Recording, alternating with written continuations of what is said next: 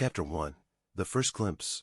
I had always prided myself on my rationality. My days as a researcher in a quiet laboratory had given me a deep appreciation for the tangible world of science and facts. My life was orderly, predictable, that is, until the day when my perception of reality began to crumble.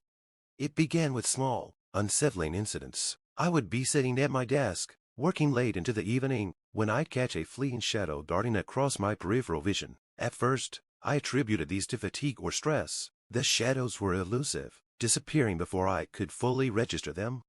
Weeks passed, and these anomalies became more frequent. I would hear faint whispers when no one was around, or catch glimpses of figures moving just outside my field of view. I tried to ignore them, convincing myself they were tricks of the light or my overactive imagination. One evening, while preparing dinner, I noticed something strange. The vegetables I was chopping seemed to shift in color, and the kitchen lights flickered sporadically. I dismissed these as electrical issues, yet the feeling of being watched persisted, gnawing at the edges of my consciousness. Chapter 2. The Disturbing Realization. The hallucinations grew more intense over time. Objects in my apartment seemed to warp and twist, and I would see shapes that vanished as quickly as they appeared. I began to question my sanity. I went to see doctors and psychologists, but their tests showed no abnormalities. They attributed my symptoms to stress, or possibly a mild psychological disorder. The final straw came one night when I woke to find my apartment filled with an eerie fog. The mist was thick and unnatural, swirling around me with a malevolent intent. As I struggled to breathe, I saw grotesque figures emerging from the fog, their distorted faces leering at me. I tried to run, but my legs felt like lead, and the figures seemed to close in on me. Desperate for answers, I began to investigate the source of my suffering. I rummaged through old records and documents, trying to find any connection to my condition. It was then that I stumbled upon a peculiar smell, wafting from the ventilation system. It was a chemical odor, sharp and acrid. I decided to investigate further. Chapter 3. The Hidden Laboratory. My investigation led me to a hidden hatch in the corner of my apartment. Behind it was a secret compartment containing a range of equipment and a stack of documents. The equipment was unfamiliar, was tubes and vials of strange substances. The documents were marked with ominous labels and complex diagrams.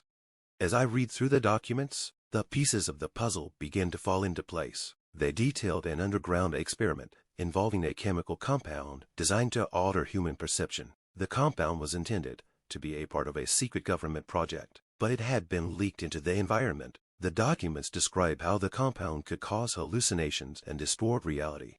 The realization hit me like a ton of bricks. The illusions I was experiencing were not products of my imagination, but were being caused by this toxic substance. The air I was breathing, the very environment around me, was filled with this compound, warping my reality.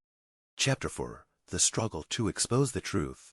Armed with this knowledge, I attempted to confront the authorities. I contacted local officials and reported the contamination, but my claims were met with skepticism. I was dismissed as an unstable individual seeking attention. The more I tried to expose the truth, the more resistance I encountered. It became clear that the experiment and its consequences were being covered up. My attempts to gather evidence only led to more frustration. The scientists and officials involved in the project seemed determined to silence me. I received anonymous threats, and my access to information was blocked. It became increasingly difficult to discern who was trustworthy and who was complicit in the cover-up.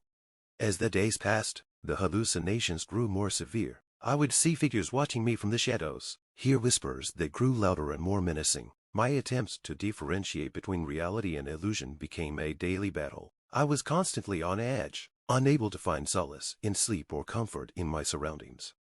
Chapter 5. The Descent into Paranoia. The compound's effects began to unravel my life. Friends and family noticed my deteriorating state, but could not understand the cause of my distress. I became increasingly isolated, unable to trust anyone or anything. My world was a haze of fear and paranoia. The distortions in my perception grew more extreme. Everyday objects morphed into grotesque versions of themselves, and familiar places became labyrinths of terror. I found myself trapped in a never-ending cycle of fear and confusion. Every attempt to escape or find help only seemed to plunge me deeper into the nightmare. I began to question my own sanity. The constant state of dread and the overwhelming hallucinations made it difficult to distinguish between what was real and what was a product of my warped mind. I felt as though I was losing touch with reality, and the more I fought to regain control, the more the compound's influence seemed to tighten its grip.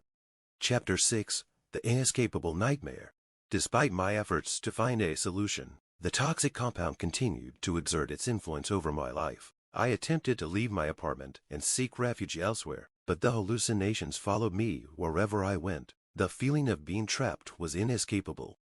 The compound's effects extended beyond my personal experience. It became clear that others were also suffering from similar symptoms, but the extent of the contamination and its impact were being kept hidden. I encountered others who had experienced similar distortions, but their stories were often dismissed as figments of their imagination. The once familiar world had become a place of constant terror. The boundaries between reality and illusion had eroded beyond repair. I was left to navigate a world where nothing could be trusted, where every sound, sight, and touch was tainted by the toxic delusion. Chapter 7: The Final Revelation.